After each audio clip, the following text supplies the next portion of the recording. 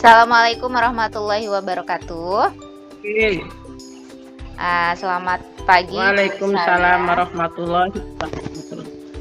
Selamat pagi Bu Selamat Salia. pagi, Bu Dian. Baik, Selamat pagi, Bu Dian. baik. Terima kasih Bu. Selamat pagi Bu.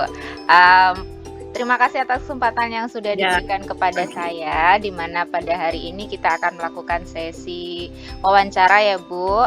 Namun sebelumnya saya akan, perkenalkan terlebih Ya, dulu kepada Bapak Ibu guru hebat Indonesia semuanya, di mana pada pagi hari ini saya sudah bersama Ibu Salia. Beliau itu adalah seorang kepala SD Negeri 05 Purwasari, Kabupaten Cilacap, Provinsi Jawa Tengah. Beliau itu adalah seorang guru senior di salah satu kabupaten di Cilacap. Nah, kita hari ini akan berbincang masalah tentang dilema etika yang akan disampaikan oleh Ibu Salia. Baik Bu Salia, kita akan mulai wawancaranya ya.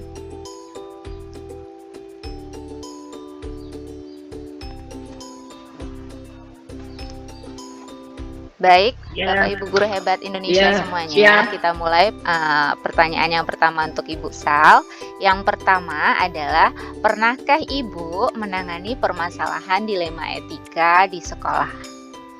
Mohon penjelasannya Bu ya. Ya. Untuk saya pribadi sebagai yang dituakan di SD Negeri Purwasari 05 Kecamatan Wanarja Kabupaten Cilacap, ini ya pernah mengalami atau menghadapi dilema etika, yaitu di sini saya jelaskan adanya seorang guru PNS maupun guru honorer itu yang memiliki, seorang ibu guru memiliki bayi kecil. Karena memiliki bayi kecil, saya sendiri sebagai seorang ibu itu sudah beratnya itu melahirkan. Ini guru tersebut itu sering terlambat datang, yang jelas itu karena si kecil tersebut itu butuh penanganan yang lebih baik dari ibu kandungnya. Ia harus menyusui anak yang masih bayi, ia memandikannya, yang jelas juga menyusui anak tersebut sebelum guru tersebut berangkat menunaikan tugasnya di sekolah, sambil menunggu pengasuhnya datang. Bahkan kalau sedang demam bayinya, itu ibu guru tersebut itu minta izin untuk tidak melaksanakan tugas karena harus membawa sang bayi atau anaknya itu ke klinik kesehatan. Itu seperti itu. Ya.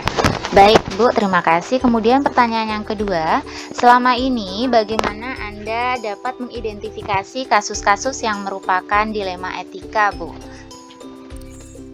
Ya, kami cara mengidentifikasi atau mengenal kasus-kasus yang itu merupakan dilema etika itu ketika seseorang harus memilih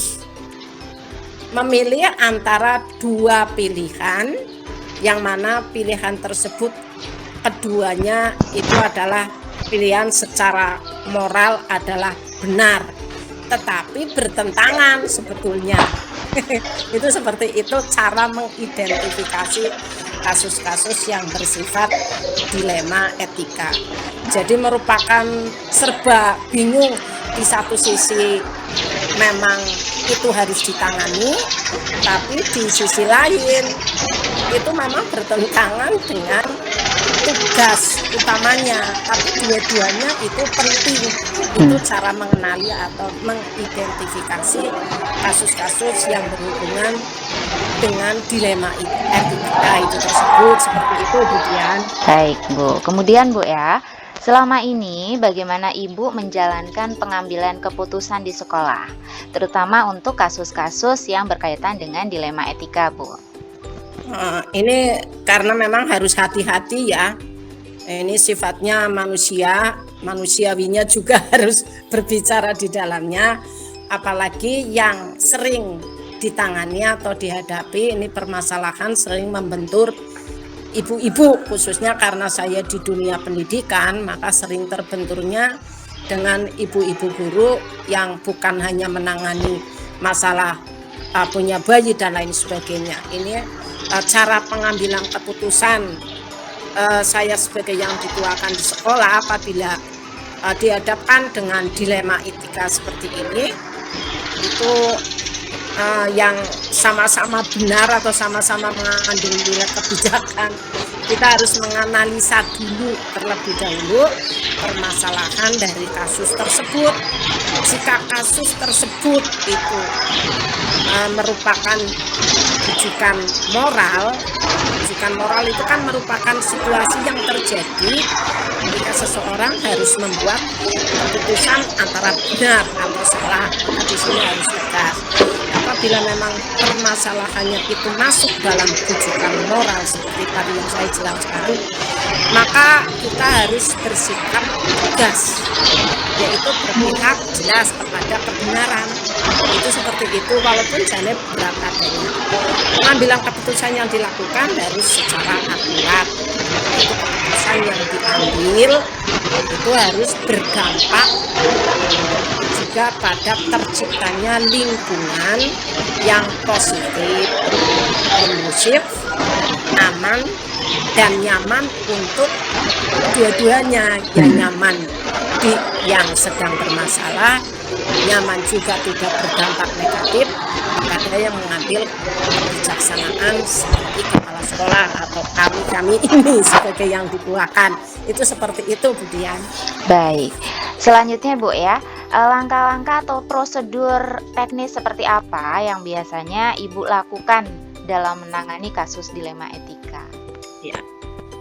Terima kasih. Langkah-langkah yang bisa dilakukan untuk menghadapi dan mengatasi dilema etika atau bujukan moral boleh dikatakan, itu langkah-langkahnya yang pertama itu yang bisa kami lakukan adalah mengenali bahwa nilai-nilai yang saling bertentangan dalam situasi ini.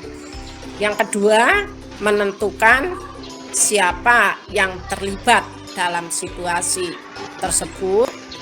Yang ketiga, itu mengumpulkan fakta-fakta yang relevan dengan situasi itu.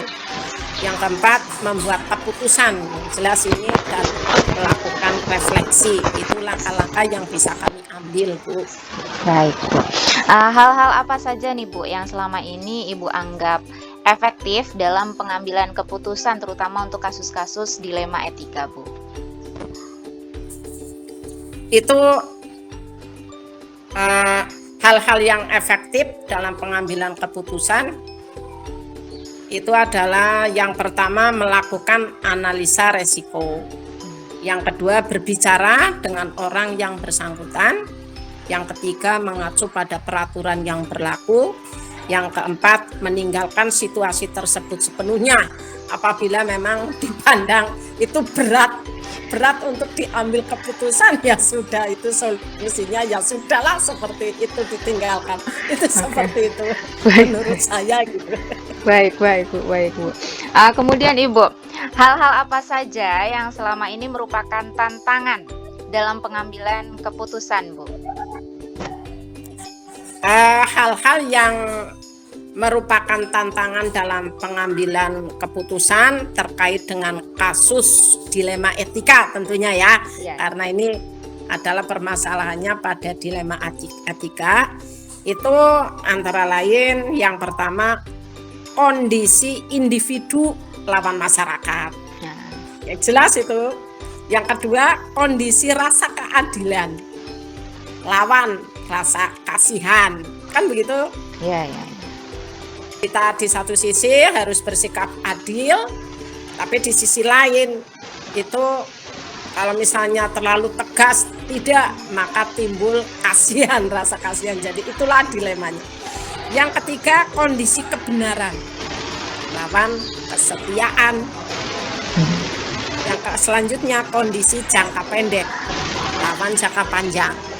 Itu karena kan istilahnya kalau hal tersebut dilema etikanya itu hanya sekali dua kali tidak masalah, tapi kalau dalam waktu yang panjang begitu terus ya juga ini itu jadi catatan dalam tanda petik kan begitu. Iya. Karena hubungannya dengan, nah itulah kalau dilema etika ya seperti itu. Sebagai yang dituakan itu serba dilema memang, ya betul namanya saja dilema etika. Di satu sisi bingung, di satu sisi etikanya harus berbicara, itu seperti itu. Oke, baik Bu. Seperti itu. Kemudian, apakah Ibu memiliki sebuah tata kala atau jadwal tertentu dalam penyelesaian kasus dilema etika, Bu? Memiliki jadwal atau memang tidak terjadwal? Kalau untuk jadwal itu tidak punya. Maksudnya tidak harus dijadwalkan. Ini kan boleh dikatakan manakala ada dewan guru kami, karena kami yang disebutkan di sini memiliki kasus tersebut, maka baru itu pun harus diperhatikan. Tidak harus sekali istilahnya boleh dikatakan melanggar etika tersebut lalu langsung ditegur, itu ya tidak. Dilihat dulu, karena kami juga manusia biasa, tidak lepas juga dari kerepotan, dan kasus-kasus seperti ini juga sering terjadi, tidak hanya pada dewan guru kami, tapi saya sendiri juga dulu pernah sering. Maka ya dilihat dulu kasusnya itu sudah sejauh mana, seberat apa, baru itu ditangani. Jadi schedule atau jadwal ya tidak harus dimiliki. Ini bagaimana, jadi bagaimana kasus tersebut itu terjadi pada seseorang guru, itu seperti itu. Baik Bu, kemudian pertanyaan selanjutnya Bu, adakah seseorang atau faktor-faktor apa yang selama ini mempermudah atau membantu Ibu dalam pengambilan keputusan, terutama permasalahan dilema etika, Bu?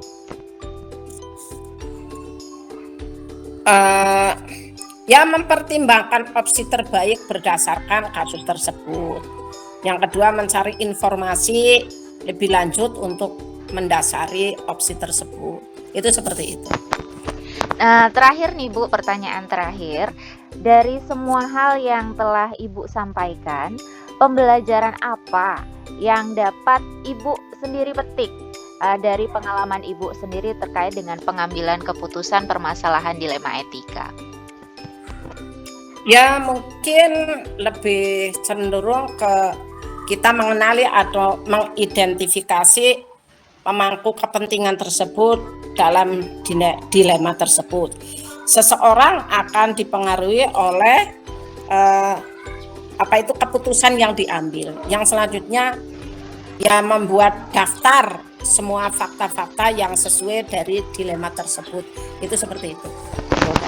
Mungkin boleh Bu ada tambahan nih Bu, saran untuk generasi muda yang kelak akan menjadi pemimpin pendidikan?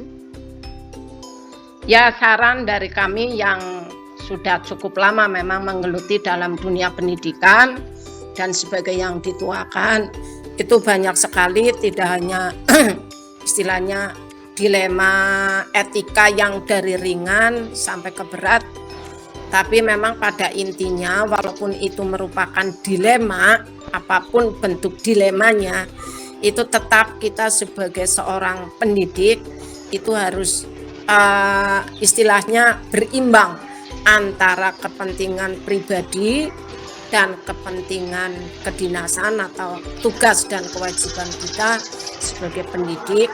Itu jadi pada intinya tidak terlalu berat kepada kepentingan pribadi. Jadi itu yang lebih bijaksana. Apabila terjadi dilema etika seperti ini, itu tetap dalam posisi berimbang. Contohnya seperti tadi, manakala si kecil bayinya itu dalam kondisi seperti itu, misalnya sakit atau kerepotan, maka seorang guru yang memang semestinya harus mengemban tugas sebagai pendidik, itu ya bagaimana caranya supaya dua-duanya itu bisa berjalan. Dia bisa ditangani dengan baik, otomatis bekerja sama dengan suami dan pembantunya supaya lebih awal apa itu namanya datang ke tempat tugas ngomong bayi tersebut, karena sang ibu juga punya kewajiban tugas mendidik di sekolah. Apabila sakit, itu bagaimana caranya supaya tugas mengajar juga bisa mungkin dibawa dulu berobat, setelah selesai berobat itu dititipkan dulu sedemikian rupa kepada yang ngomong, lalu berangkat tugas walaupun agak telat. Itu jadi adil dan berimbang baik dalam tugasnya sebagai ibu rumah tangga maupun sebagai pendidik dalam menunaikan kewajibannya sehari-hari. Itu seperti itu akan lebih bijaksana. Jadi buatlah kebijaksanaan pada diri kita sendiri. Jangan sampai kecuali itu sakitnya sakit parah atau memang tidak bisa ditinggal.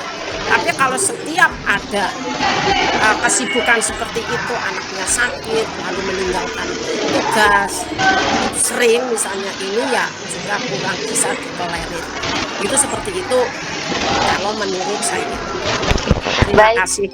Terima kasih Bu Salia atas penjelasannya, atas wawancara kita hari ini. Semoga pengalaman Ibu dapat menjadi pembelajaran bagi kita semua. Baik Bapak Ibu guru hebat, terima kasih atas perhatiannya. Demikian wawancara tentang permasalahan dilema etika bersama Ibu Salia, Kepala Sekolah SD Negeri 5 Purwasari, Kecamatan Wanareja, Kabupaten Cilacap, Provinsi Jawa Tengah. Kami akhiri. Terima kasih Ibu Salia. Assalamualaikum warahmatullahi wabarakatuh. Waalaikumsalam warahmatullahi wabarakatuh.